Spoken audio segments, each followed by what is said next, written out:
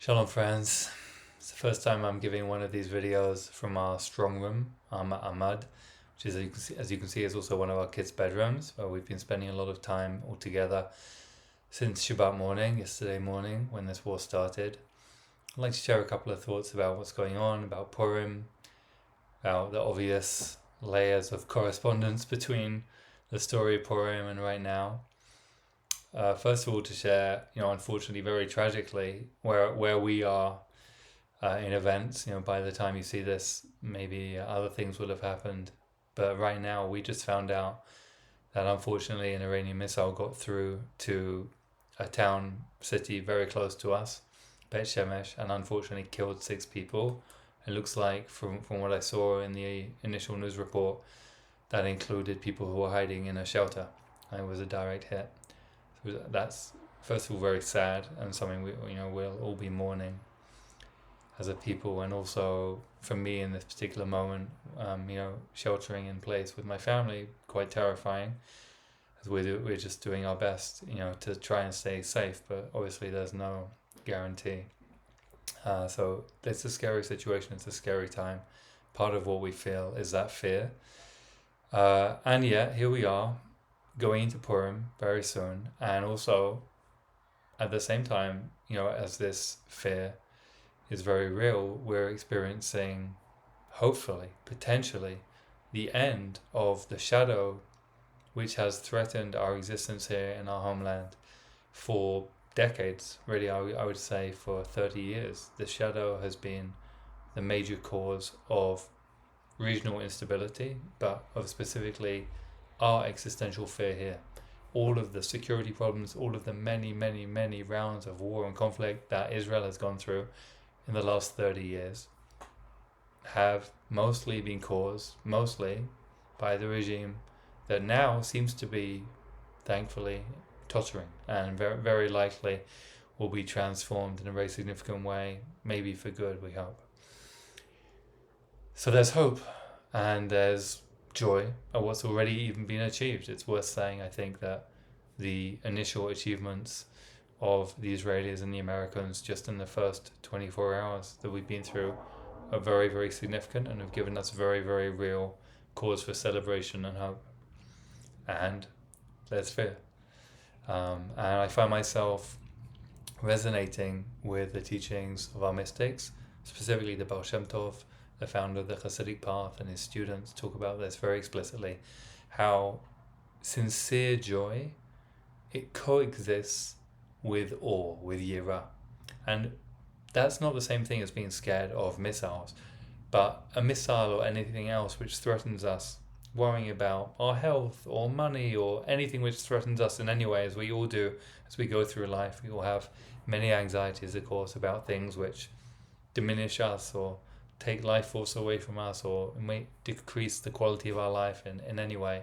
When we do that, the Baal Shem Tov says it's an opening, it's an opportunity for a higher kind of awe, a higher kind of yirah. So my fear, my anxiety about whatever it is, whether it's the day-to-day worries we all have, or us right now in this life or death situation, or the very serious challenges that everyone faces sooner or later in life. I know some of you are facing right now in your own ways.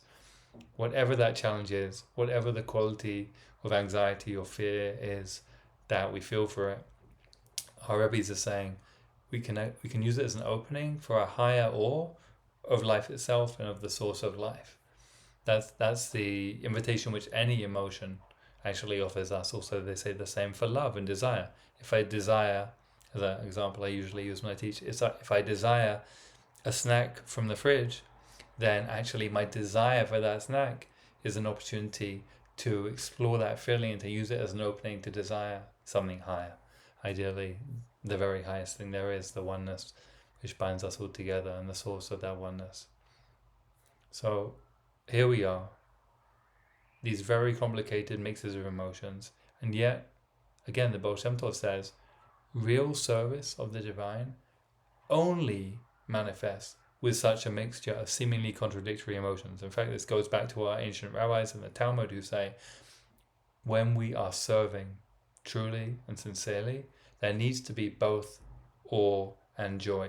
That would seem to be a paradox in a secular or Western mindset maybe, but that's actually what we're looking to do, is to cultivate a way of being where these things can coexist and do coexist in us.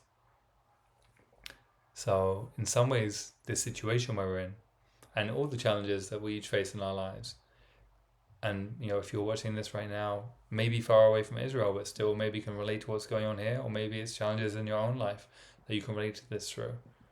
As we have the joy of Purim and the joy of what we hope is being achieved right now by the Israelis and the Americans, we hope it'll be for the good for everyone, especially the Iranian people, but for our region, for us here in Israel, for our people. We have that joy. We have the joy of Purim itself, which is in a way a very simple joy. We were saved from annihilation. But we also have this fear, this awe, this terror, which is of course also present there in the Purim story. But in the Purim story, we kind of know the happy ending, so we sometimes rush to move past it. If we really take our time with the Purim story itself, with Megillat Esther, the story of Esther, we see it's very real. There's very, very real anguish. It's a very important part of that story. So maybe our spiritual work this year is, let's not skip over that anguish. Let's not skip over our fear. Let's not skip over our anxiety. Let's not skip over the opportunity it gives us for awe, before that which we don't know, which of course is a major theme of Purim, not knowing, surrendering and admitting what we don't know, that which we don't control, which of course again is a major theme of what happens in the Megillah. Esther says, okay, I might be lost. I might completely fail and lose my life or be lost forever, God forbid, as a slave. That's what Esther says. She says, if I'm lost, then I'm lost. I might not succeed because I don't control what's going to happen, but I'm going to try my best. And maybe we can each, in our own small way, bring these elements together and try and have a Purim that is as meaningful as possible, where we each try our best to make the best possible contribution that we can. And what does Esther tell us to do? She tells Mordecai, as she steps into her empowerment, she begins being a leader. Esther says, gather all the Jews and fast for me. And that's the origin of the fast of Esther. And that's what the rabbis say is when the people as a whole, all of our people, started to make teshuvah, to return to themselves and to our higher root. And it was very, very significant that Esther said to gather all of the Jews, because at the beginning of the Megillah, in chapter 3, when Haman first goes to Achashverosh and says, here's my plan, I want to kill this people, Haman says to Achashverosh, this people are scattered and dispersed. They are doubly divided, in other words, not only physically, but also spiritually and psychologically. So let our work be to gather ourselves individually with all of our disparate emotions and all the things we're going through. It's so important that we acknowledge and honor them all and bring them into our avodah, into our service. And also, let's gather each other. Let's reach out to people we don't agree with. Let's reach out to people who maybe their lines of communication are not so strong right now, or people with whom we have all kinds of differences, but they are still part of our people. And maybe this moment can be a moment where we can come together in a very simple prayer, that the half of the Jewish people who are living here right now and all of our people around the world will be safe. And that what's happening right now, please God, Bezrat Hashem, can move us closer to that. In a way, it's very simple, but we all know it's also very, very, very fragile. And no one knows or controls all the different outcomes that may come from it. So let's pray. That's what we can do.